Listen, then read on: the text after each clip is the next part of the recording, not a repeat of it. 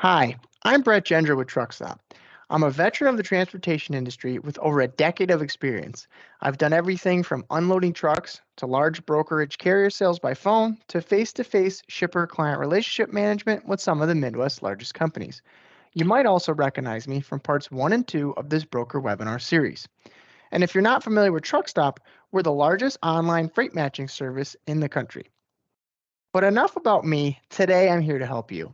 Today's webinar will be about 30 minutes long, and it's designed for those individuals who are thinking about becoming a freight broker or who recently became a freight broker.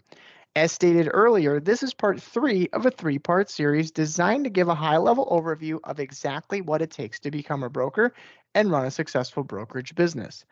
In part 1, we went through the basics of being a broker, running a business, and how to find freight and carriers. In part 2, we discussed tips for building your broker business, how to get your authority, and ways to get started. If you happen to miss them, you can find those recordings on Truckstop's website under resources and then webinars. Now, today, our webinar is going to be titled Protecting Your Broker Business, Navigating Risk, Compliance, and Regulations.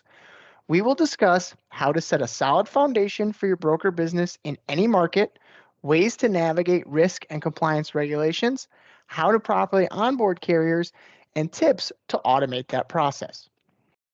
So, staying in business means preparing for any market. And as a freight industry professional, you'll need to be prepared to speak knowledgeably about what's going on in the market. So you should be reading industry publications, but you should have developed a business plan around the market that helps you overcome challenges. For instance, trucking tends to be a cyclical business. So a specific example of what happened over the past few years would be with COVID. So the world started to shut down. No one was producing, and then consumers' buying habits changed. Manufacturing started up again, and you had this influx of freight. On a basic level, there became many more loads than there were trucks on the road. So in that instance, shippers and brokers will have to pay carriers more to move a load. When that begins to happen, more carriers then try to enter the spot market or the market in general because rates are high. They see, wow, there's an opportunity to make money. So when that influx causes the number of carriers then to exceed the number of loads, then the shippers and brokers will have to pay the carriers less to move a load. So if you kind of follow that process, opportunity that the rates are high, so more people want to jump into this business, eventually that's going to exceed and the rates come down. So it's kind of like a cycle. So you have to understand where the market is at any given point in time and where the market is when you entered. Because there have been some individuals who started their business in the higher end of a cycle and built a business plan around those operating costs. And now that we're on the other end of that cycle and we're starting to get more to a normal range, those businesses might be struggling. You've got to find a way to keep abreast of the industry as a whole and making sure you have the right short-term and long-term business planning in place to be successful. You know, I've heard carriers say, "How can someone accept a load for so low?" Not to use a realistic example, but let's say you said, "Hey, how are these carriers accepting loads for $1 per mile?" Well, perhaps they put themselves in a situation when they got loads for $5 a mile, theoretically again, they put $2 away for a rainy day. So their operating costs are covered because they've saved them from a previous load. Not telling you that that's the way to run your business, but it's a possibility that that's why someone's able to run a little bit more for less right now. So, anyways, a big part of business success is going to be setting the relationship terms. So, this is where you have to understand where you are in the market, and it will help you with your shipper agreements and carrier agreements. So think about how you're setting yourself up for long-lasting relationships that are going to benefit both you and the carrier. This is going to build trust. It's going to ensure the carriers help keep their end of the agreement and protects your reputation. It can take a long time to build a great reputation, but it can be destroyed extremely quickly by doing some questionable things. So you always want to do what you need to do to protect your reputation in this business. And the way you do that is by trying to do the right thing every time.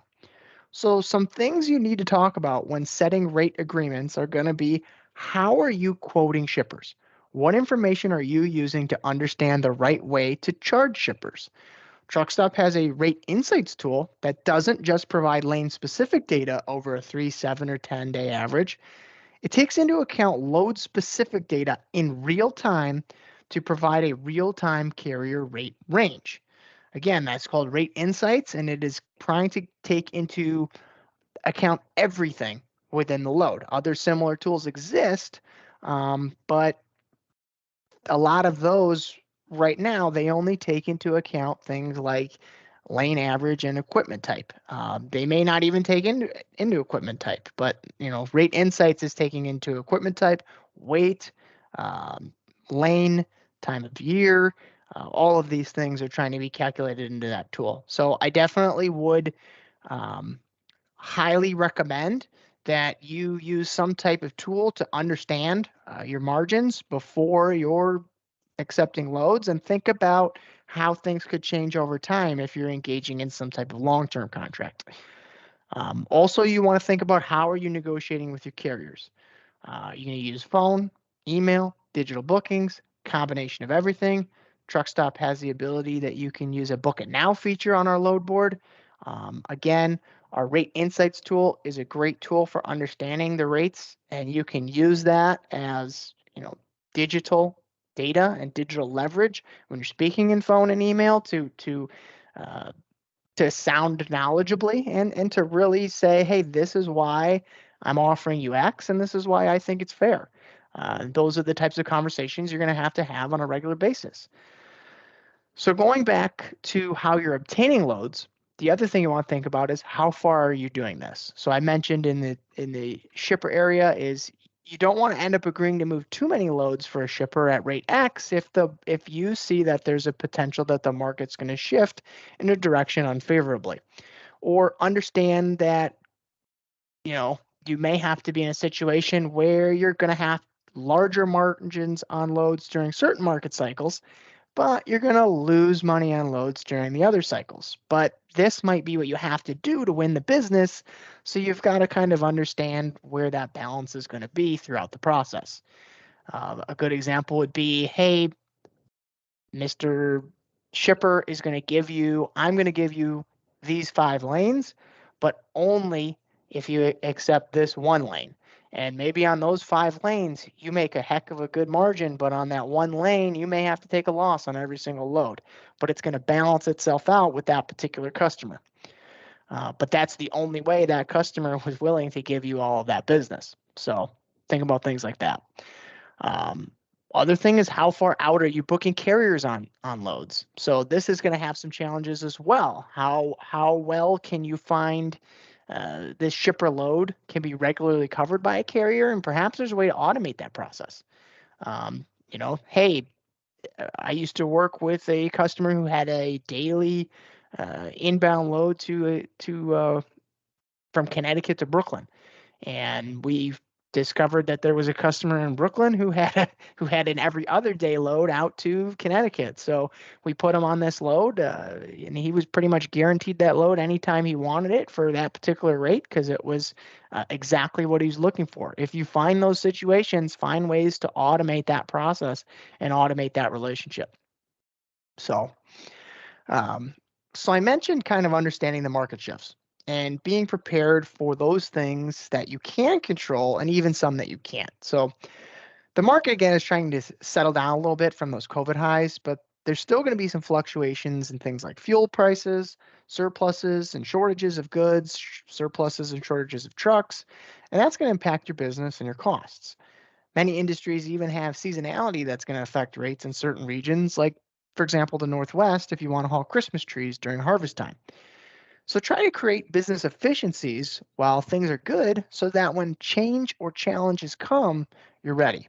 So you always want to have these variables in mind to constantly be considering: fuel prices, industry cycles, seasonality of supply and demand, the shippers you work with and what are their business models, or even their reputations, the carriers you work with and their business models and reputations.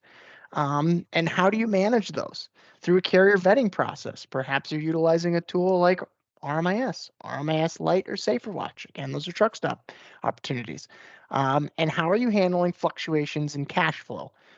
Perhaps you have a seasonality where you do get a lot of business, and in this situation, you may have to put some cash away so that you can properly accept payment from your shippers and make payment to your carriers. So um, be prepared. And that gets into the last slide of this particular section is expect the unexpected. You never know when something's going to happen. You always have a plan for when, not if. So when a truck breaks down or needs, sorry, trucks are going to break down and they're going to need maintenance. Carriers will run late. It will happen. Hopefully it doesn't happen frequently, but it will happen on a load that you've got a carrier booked on. So the key to getting through this is communication. Communicate with your shipper and get communication from your carrier. Create a standard communication process with a carrier, and that way you can get that load covered again, and you can avoid this problem in the future. Or you have an SOP with these relationships you've built, so then if this situation arises, both people can benefit, because the carrier does, believe me, the carrier doesn't want to get off your load. He doesn't want to miss a load. He doesn't want to miss an opportunity to make money. But these things happen, and people and businesses have to work together to get through these challenges. So have a backup plan ready, have a process ready for if a carrier suddenly drops off a load, even minutes before a pickup. So how are you going to handle that? Um, then you want to make the appropriate business decisions to continue to hire this carrier again based on if you felt this was handled well or not well. You've got to run your business to protect your reputation. So far we focused on the business risks. So protecting your reputation, how to prepare for unforeseen circumstances, what things to take into account when building your business plan. And now we're going to get into more of a risk minimization around insurance and compliance. So from an insurance standpoint, it's important to know who's responsible for what and when.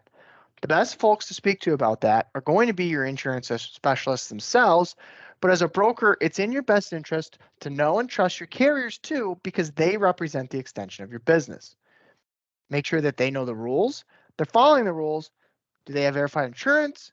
Is their authority current? And do they meet the correct grade of carrier that you want and your shipper would want? Most importantly, are they meeting the grade of carrier that you've contractually committed to? Fraudulent documents can lead to major legal problems and major liability issues. Truckstop has an RMIS Lite insurance monitoring product, as well as a Safer Watch monitoring product that can help reduce the risk of fraud and speed up the certification, collection, and monitoring process for you. Now, legal risks are challenging, so it is important to be aware of how you as a broker can be responsible for the actions of your carriers and what coverage you need to protect yourself if they're not. Truckstop is not a legal advice expert, so we encourage you to have these conversations with the appropriate parties. However, in 2022, C.H. Robinson lost a U.S. Supreme Court case around negligence. It was determined by the court that their contract was breached via their duty to select a competent contractor to transport. So it reinforced that brokers can be considered liable for motor carriers that they subcontract for their clients. Again, the importance of doing due diligence on the front end so you don't put yourself in a situation that's going to be very difficult. A large part of protecting yourself is doing that due diligence before you start working with a carrier and continuing to do that ongoing due diligence. It can be a very manual process, so ideally you'd want to find a tool that automates and streamlines portions of this for you. Now, let me get quickly into the onboarding processes and what's required. But keep in mind, again, we have an RMIS and RMIS Lite solution that can help automate some of the manual tasks of onboarding and collecting and storing some of the certification information. Onboarding is the key to booking a carrier on a load. So once you find a carrier that says, yes, Mr. and Mrs. Broker, I want to move a load with you, you need to get them onboarded. What you need to do now is you need to have a system in place that allows you to do a lot of the following tasks. And by system, I mean anything from software or softwares that assist you to a strategy of post-it notes put all around your office. Okay, so again, onboarding is a process, but most of these tasks are going to have to be completed before you get a carrier on a load. So think about when it's 1 o'clock and you found a carrier to pick up that 4 o'clock load. How quickly can you get all of this done? Or think about you had a carrier you worked with in January. Are they still operating under the same insurance, at the same safety level, at the same authority level as they were in January if you're trying to hire them in a subsequent month? Through a traditional manual process, a full onboarding a brand new carrier you've never worked with can take 24 to 72 hours. Believe it or not, while carriers are on the road, even though a large portion of the population typically has mobile devices, there's still people that work off of fax machines.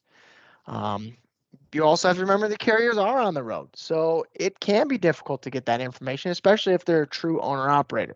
So it's very unlikely that to get a carrier fully onboarded through a 100% manual process, you're going to be able to do that in a day. But through software solutions, it is possible to get them onboarded in minutes. So there are solutions to speed this up drastically. With automations, you can reduce the amount of manual steps in your process, which reduces the onboarding wait time. This gives you back time in your business to focus on booking loads or winning new shipper business.